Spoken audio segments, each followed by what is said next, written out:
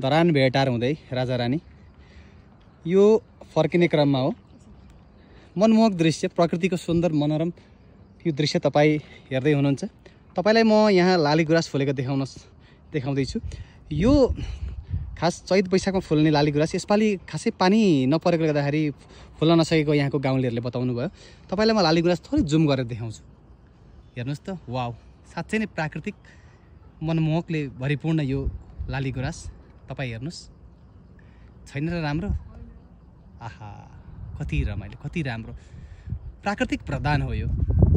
हेर्नुहोस्, यो दृश्य फेरि पनि तपाईँले मिस गर्नुहुनेछ। तपाईँ पनि यस क्षेत्रमा आउन सक्नुहुन्छ। आफ्नो समय मिलाएर निकै नै राम्रो डाँडा काँडा भिर पखेरा यो भ्यूहरू तपाईँ हेर्न सक्नुहुन्छ। लालीगुराँस फेरि पनि तपाईँलाई मैले जुम गरेर देखाएँ। लालीगुराँस very beautiful flower, rhododendron, national flower of Nepal. हजुर, रोडोडेन्ड्रन।